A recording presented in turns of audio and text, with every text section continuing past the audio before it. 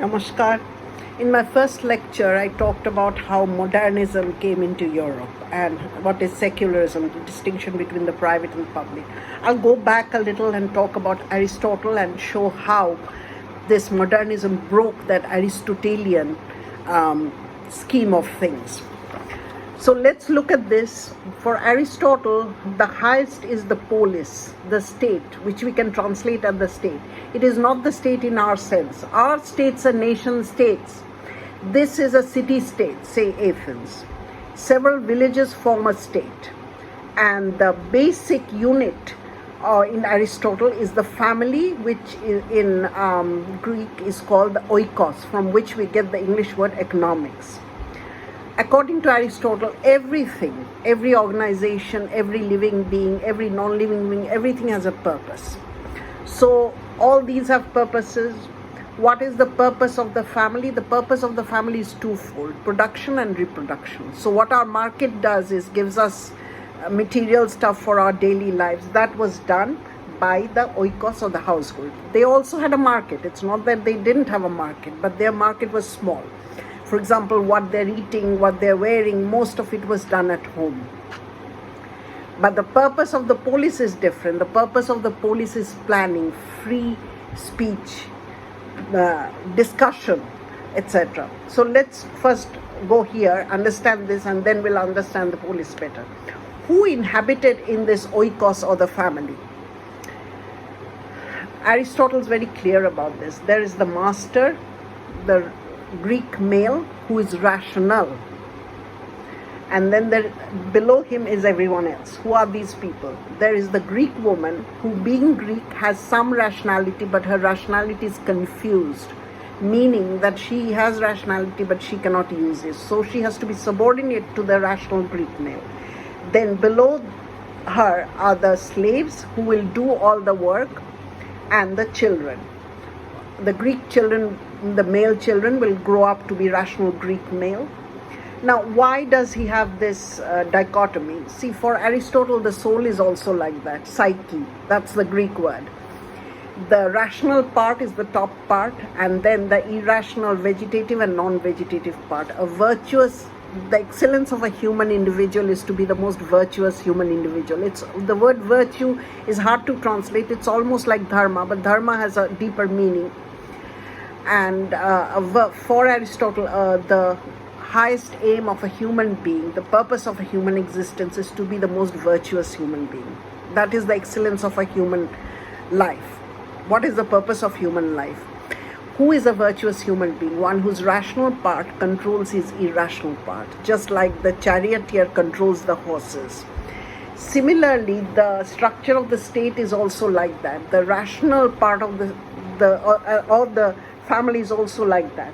The rational part, the rational Greek male, is controlling the irrational part. So the Greek woman is confused. She has rationality but cannot use it. And according to Aristotle, the slaves have no rationality at all, so they have to be under the rational male. Now, what is Aristotle's reasoning for that? Aristotle gives a naturalistic reason for that.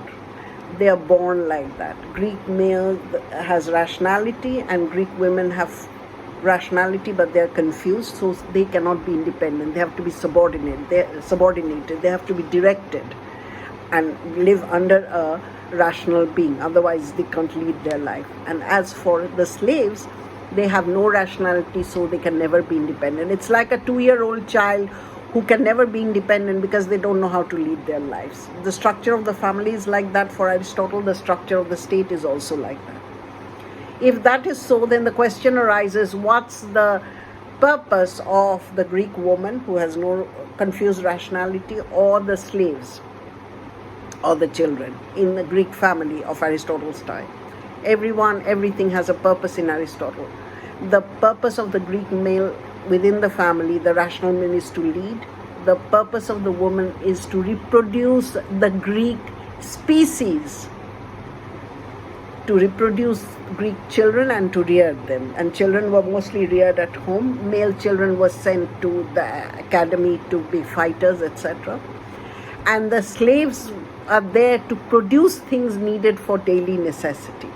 which is what our factory, our market does. Why? Because he says that they have great manual strength, manual labor. They can perform the manual labor. So they also have a purpose in life. But they can never be independent because they have no rationality. They're like children. Now, when Aristotle was asked that, so slavery is natural, some people are born without rationality, how can you say that about people who were first free and then they were converted into slaves because they were bought as prisoners of war? Aristotle is very clever. He says that yes, they were brought as prisoners of war and they were free people before, now they're slaves, but since they have been defeated by the Greeks, they're still lower than the Greeks, hence they're still slaves. There is a fallacy, logical fallacy here. It's called the fallacy of petitio principii. But he commits it unaware, and he says this is his reasoning for that. So this is the Greek, this is the Aristotelian structure of society, the polis, the village, and the family. Now, who has access to the polis? Not everyone. Why? Because the polis is a place not of production, like the family, production and reproduction, production of material goods and reproduction, child rearing. It is a place of free discussion, planning. So it is only can be accessed by the Greek.